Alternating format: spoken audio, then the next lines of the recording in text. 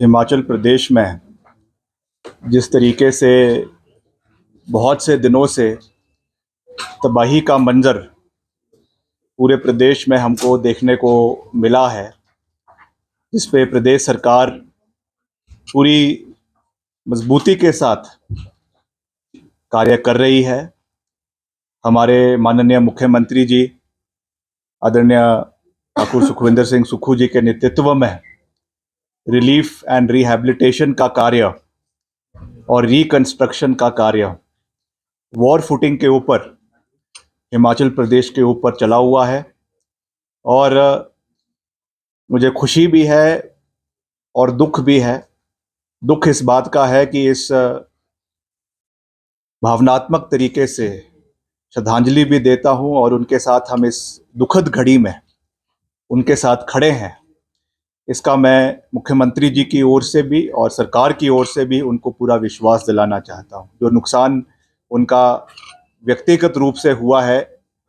जो जो जान का नुकसान हुआ है, उसकी भरपाई तो हम नहीं कर सकते हैं, मगर सरकार पूरी तरीके से सजग है और रीडेवलपमेंट के ऊपर पूरे तरीके से कार्य कर रही है। पिछले करीबन एक डेढ़ हफ्ते से मैं अलग अलग क्षेत्रों के दौरे के ऊपर था। हमने मंडी जिला के और साथ ही साथ कुल्लू जिला के हर क्षेत्र जहाँ पर बाढ़ आई है और जहाँ पर नुकसान हुआ है, उस क्षेत्र का जो है वो ग्राउंड पर जाकर, ग्राउंड जीरो के ऊपर जाकर वहाँ का निरीक्षण किया। फौरी राहत सरकार की ओर से जो मुख्यमंत्री जी ने हर जगह अनाउंस करी है, उसको लोगों तक पहुँचाने का कार्य किया। हमारे पूरे संगठन ने उसमें अपना योगदान दिया, हमारे विधायकों ने उसमें योगदान दिया और मैं ये भी कहूँगा कि विपक्ष का भी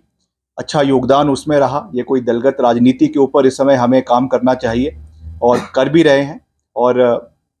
सब लोगों का उसमें समर्थन मिलना चाहिए, इसमें कोई दो राय नहीं है। तो मैं सब लोगों को इसके लिए बधाई भी देना चाहूँगा। But we have a long way to go, a long distance to cover, because we have faced innumerable loss of life also, and other than that damage to property also. मुख्यमंत्री जी ने इसके ऊपर विस्तृत तरीके से बात करी है, मैं उन चीज़ों को फिर से दोहराना नहीं चाहता हूं कि पूरे प्रदेश का अगर हम कुल आंकलन करें तो करीबन 8,000 करोड़ का नुकसान हमारी अर्थव्यवस्था को, हमारी इकोनॉमी को और हमारे एसेट्स को प्रदेश के अंदर हुआ है। और वैसे ही जो हमारा विभाग है, लोक निर्माण विभाग, इसको भी बहुत क्षति जो है वो इस पूरे प्रकरण में पहुंची है। करीबन करीबन 2,000 करोड़ का अनुमानित नुकसान है। अभी तक उसके एग्जैक्ट डेटा अभी तक हमारे पास नहीं आया है, मगर जो लास्ट डेटा उपलब्ध था that was around 2,000 crore damage of roads, bridges and national highways in the state of Himachal Pradesh. इसके लिए हम जो है पूरे तरीके से इस कार्य को फिर से वापस पटरी पे लाने के लिए पूरे तरीके से प्रयास कर रहे हैं। मुख्यमंत्री जी प्रयास कर रहे हैं। मैं खुद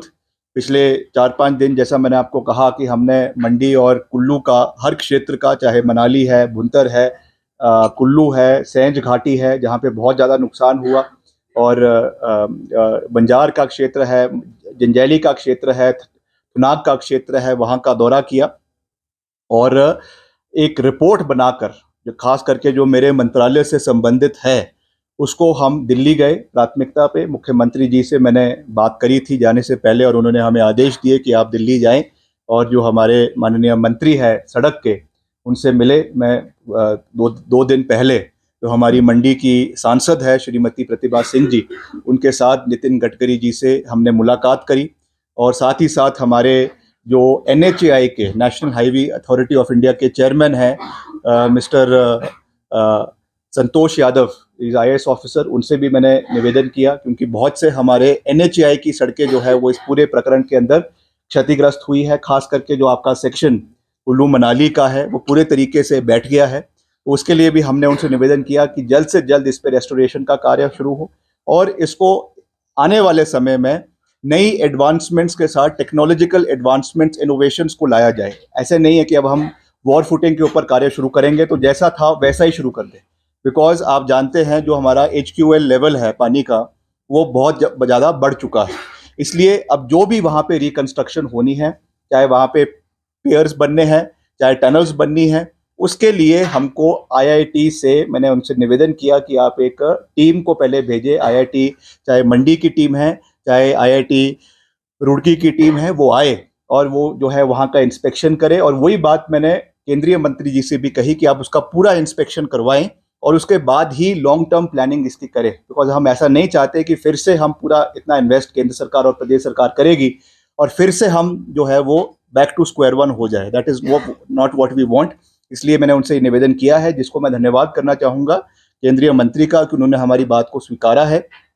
और उन्होंने कहा है कि हम एक एक्सपर्ट टीम भेजेंगे। कुछ एक सेंट्रल टीम 2 दिन पहले कुल्लू मंडी के दौरे पे आई भी है, उन्होंने भी वहाँ का जायजा लिया है। तो we have to work as a team, whether it is the central government, whether it is the state government, we have to work as a coordinated team and coordinated efforts have to be from every side, ताकि हम अपने प्रदेश के लोगों को इस आपातकालीन जो एक स्थिति प्रदेश के अंदर बनी है, इमरजेंसी की स्थिति बनी है, इससे लोगों को जो है वो बाहर निकालने का काम कर सके।